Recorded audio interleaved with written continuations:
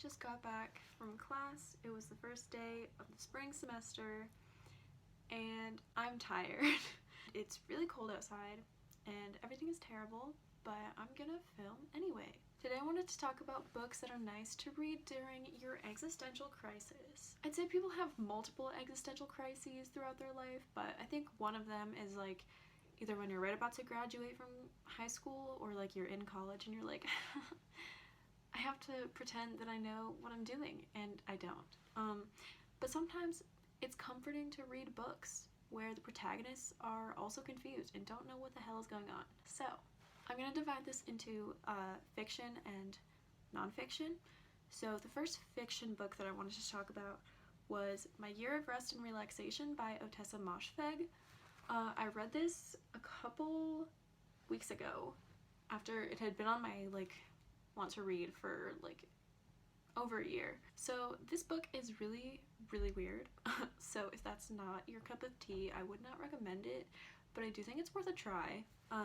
Basically it's about this woman who has been through a lot of stuff, and she hates her job, and she has problems with her family. Her parents have recently died. She's 25-ish, and she's living in New York City, and she's just I'm just gonna sleep for a whole year. So she gets a therapist to prescribe her a bunch of pills so that she basically stays asleep. She has periods where she blacks out and she's out doing stuff, and then she wakes up and she doesn't remember doing it. But I just found the voice really intriguing and comforting, and also funny and sometimes gross. So it makes you feel everything, and it is one of those things where the character, it's not necessarily that you like her, but I think most people could relate to at least something that she goes through. The next book I have is a classic existential crisis book, and that is The Bell Jar by Sylvia Plath. I read this the first time in high school and I thought it was fine, but I didn't really connect with it particularly. But I reread it about a month ago and I was underlining everything. Because, so the premise of the book is there's this woman named, what's her name? Esther, and her whole life has been a perfect student, top grades, relatively popular, never really had to try much to succeed at things. And then for a summer she goes to New York City for a publishing internship, and she slowly starts to realize that she wasn't really what she thought she was, and that her whole life had been based off of grades, and she's not quite sure where that's going to leave her when she finishes school. And in the meantime of this, she's also dealing with severe depression, which Sylvia Plath also dealt with and eventually died from. So knowing that Sylvia Plath died soon after this book came out is kind of haunting, and it does have topics of suicide in it, so if that is triggering for you, maybe skip this one. But it's very well written, and same with the last one. I don't really like Esther very much, and I think part of that is because I'm low-key, aren't we all Esther? But another thing about the book is it came out in the 60s, so there are some insensitive racial things, but those are few and far between. But if those do bother you, then maybe skip it, but I think it's still worth it to read it. But yeah, I love The Bell Jar now. I will definitely read it many times in the future. Okay, the next book I have is a pretty recent release, which I'm sure most of you have heard of, and that is Again But Better by Christine Riccio. Christine was my introduction to BookTube. I have literally been watching her since I was about 12, and I'm about to turn 20, so that's pretty insane. And when I heard that her book was finally coming out, I really wanted to read the book, and it's a much lighter form of an existential crisis, but it does deal with a lot of themes of self-discovery and living for yourself and trying not to just conform to what everyone else wants you to do and be. And also, this isn't related to existential crisis, but the main character in that book deals a lot with social anxiety, and I know that Christine also does, And I thought that those parts, like the thought processes of that, were really well written, and I found them very relatable because I also struggle a lot with social anxiety. So that's something I really appreciate about that book. It's very like campy and fun, and like there is some like magical element to it, and I know that it's not a lot of people's favorite. It's not my favorite, but I still think it's a fun time. Okay, the next book is one that I read about 2 years ago, and that is Motherhood by Sheila Heti. This book, the writing is so gorgeous, and basically it's a story about a woman who is nearing 40, and so she's kind of at the point where she has to decide whether or not she wants to have her own biological children. And literally the whole book is just her being confused about what she wants. Like, she'll be so sure that she does want kids, and then she's like, maybe I don't want kids. And dealing with like the pressures from like family, partners, herself even. Like, it was just really good, and yeah, that's really all I can say about it without like revealing like everything about it. But definitely an existential crisis book, I would say. Okay, my last fiction recommendation, and like this is kind of a weird recommendation, but Frankenstein by Mary Shelley. Hear me out. Lots of people are familiar with Frankenstein, like in terms of like pop culture and how he's like a zombie monster, whatever.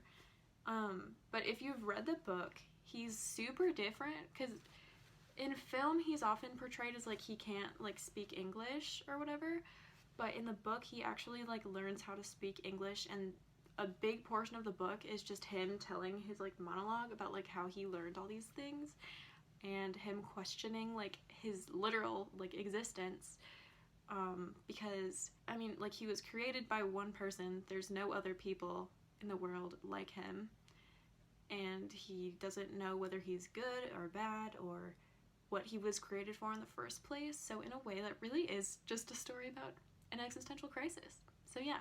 Okay, now I'm gonna move on to some nonfiction recommendations, and these are on the verge of like self-help, but not quite. The first one, I'm sure all of you have heard of, but it's The Life-Changing Magic of Tidying Up by Marie Kondo, which I know was kind of a 2019 thing, but like, it's a very short book, so it really doesn't take at all long to read. But honestly, like, I'm not even exaggerating when I say like this book super changed like my relationship with my stuff. Like, I used to be very, very attached to every single like object that I had, because I would always apply like the memories to it, and also just like a scarcity thing, and I know that's like a privilege to be able to just let go of things. But not only with letting go of things, it also helped me get more in touch with the objects that I actually want to bring into my life, which isn't just like decluttering. It's also just learning about being more mindful about shopping, I guess, which I think lots of people in America struggle with, like compulsive shopping for our happiness. Even if it's on like cheap, tiny little things that aren't expensive at all. It's just like shopping gives us a dopamine rush, and then that fades, and then we're left with all this stuff in our house that we don't actually want. So yeah, I recommend this book because I think in an existential crisis, clearing your space can do a lot for clearing your mental space as well. So I would recommend if you're at all interested in minimizing your life in any way. Okay, my next book is called Am I There Yet by Mary Andrew. I read this last year, I think. It's technically a memoir, but it also has a lot of illustrations that Mary Andrew made.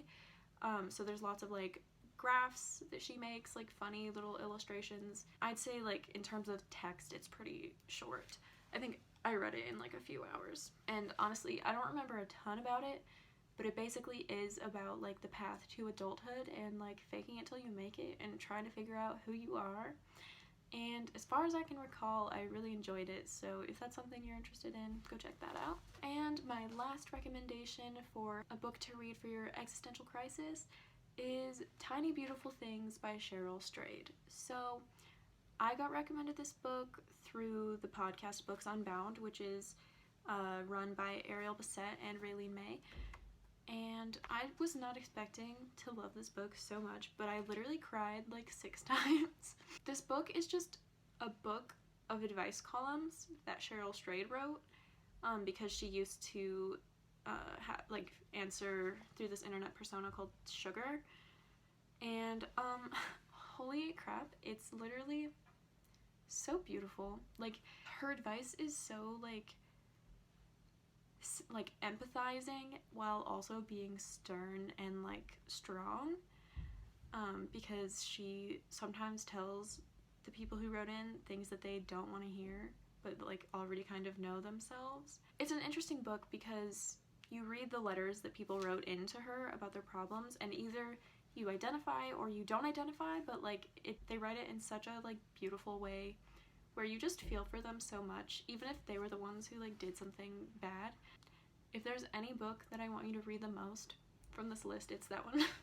So, if you're in an existential crisis, or if you just want to be warm and fuzzy, or just you should just read it anyway, pick up Tiny Beautiful Things by Cheryl Strayed because it's gorgeous. Okay, those are all of my recommendations for your existential crisis. I'm wishing everyone a great semester if you're in school, and just a great start to the year if you're not in school with whatever you're doing.